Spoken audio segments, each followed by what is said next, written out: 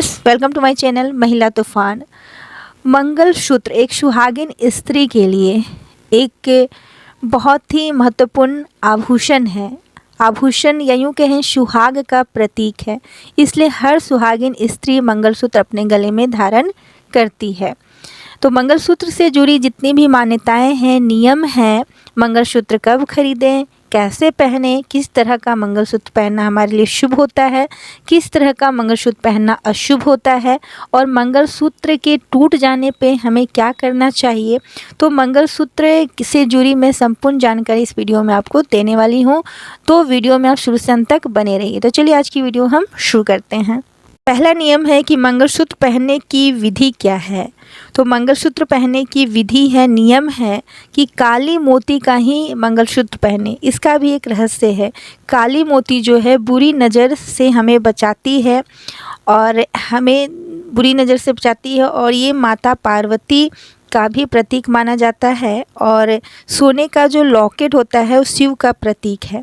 इसलिए हमेशा काली मोती और सोने का जो लॉकेट होता है वही मंगलसूत्र, उसी तरह का मंगलसूत्र आपको गले में पहनना चाहिए। किसी कारणवश अगर ऐसा मंगलसूत्र आपके पास नहीं है तो आप चाहें तो सिटी गोल्ड या पीतल का भी मंगलसूत्र पहन सकती हैं। दूसरा नियम है कि मंगलसूत्र कभी भी मंगलवार को ना पहने, क्योंकि मंगलवार को सुहाग की चीज़ों पहनने के लिए वर्जित माना गया है। वो तेजवार है और उस दिन पहनना बहुत ही अशुभ होता है। इसलिए कभी भी अगर आपका विवाह में मंगलसूत्र नहीं चढ़ाया गया है, रेशमी धागे से विवाह हुआ है, ढोलने से हुआ है, क्योंकि बहुत सारे हिंदू धर्म में मंगलसूत्र से विवाह नहीं होता है, रेशमी धागे में ढोलना एक होता है, सोने का ही, वही पहनाकर शादी होती है। तो लोग बाद में भी मंगलसूत्र खरीदते हैं। आप मंगलसूत्र कभी भी मंगलवार को ना पहने ना खरीदें। और एक बात का ध्यान रखें कि खरमास में और पितृपक्ष में भी आप मंगलसूत्र ना खरीदें और ना पहने, क्योंकि पितृपक्ष जो होता है उस समय हम कोई नया कार्य, मंगल कार्य नहीं करते हैं, और खरमास में भी नहीं। तो इसलिए सुहाग की चीज़ें, मंगलसूत्र तो बहुत ही शुभ प्रतीक है, हमारे जीवन में सुहाग का प्रतीक है। तो कभी भी आप इन समय में मंगलसूत्र अपने गले में धारण, नई मंगलसूत्र ना करें। तीसरा नियम है कि पति से लड़ाई होने पर मंगलसूत्र को नुकसान मत पहुंचाएं। इसका आपके जीवन पे, आपके रिश्ते पे बहुत बुरा नकारात्मक प्रभाव पड़ता है। रिश्ते टूटने की भी संभावना हो जाती है। तो इसलिए कभी भी पति पत्नी में लड़ाई हो तो सुहाग की चीज़ों पे अपना गुस्सा ना निकालें, और मंगलसूत्र नोचे नहीं, फेंके नहीं, तोड़े नहीं। गुस्सा में भी अपने आप पे संयम रखें और अपने रिश्ते को बचाने की कोशिश करें, और कभी भी सुहाग की चीज़ों को फेंके नहीं, तोड़े नहीं। इस बात का भी आप खास ध्यान रखें।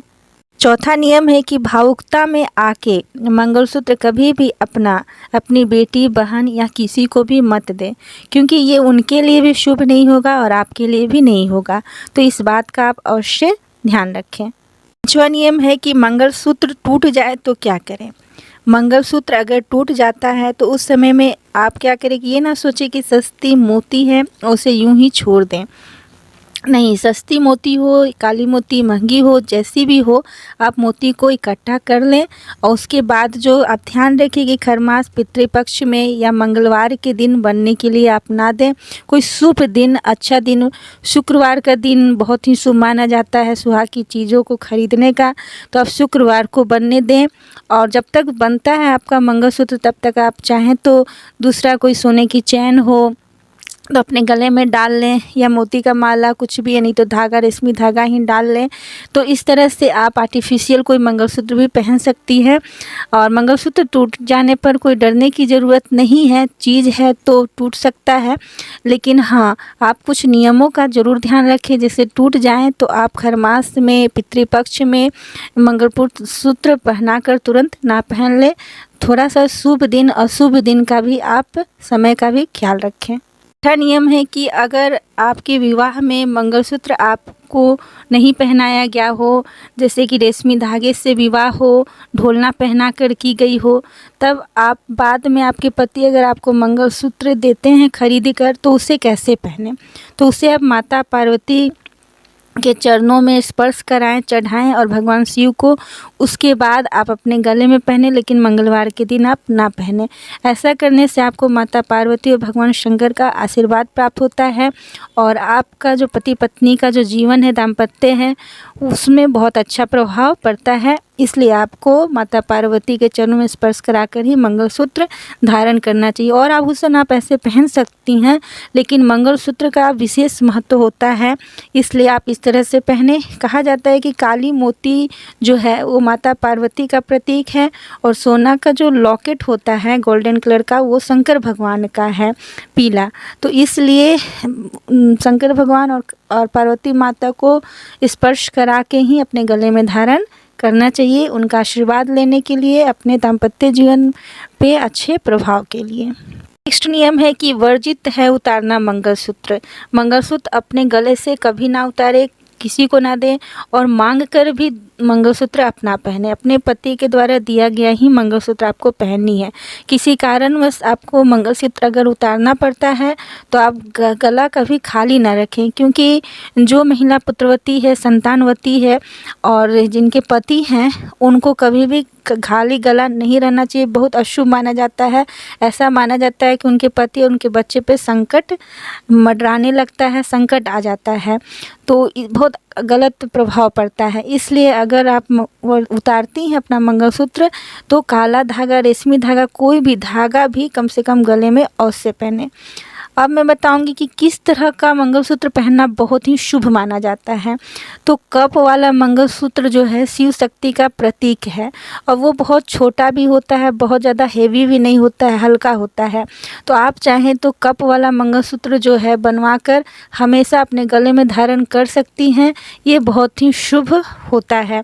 तो इस तरह से आपको मंगलसूत्र पहननी चाहिए। नियम है मंगलसूत्र पहनने के फ़ायदे क्या हैं। तो मंगलसूत्र पहनने से जितने भी सुहागिन स्त्रियां होती हैं उनका गृह मजबूत होता है, घर में सुख संपत्ति, धन धान्य से परिपूर्ण रहते हैं, परिवार में बहुत खुशहाली रहती है, धन की समस्या नहीं रहती है।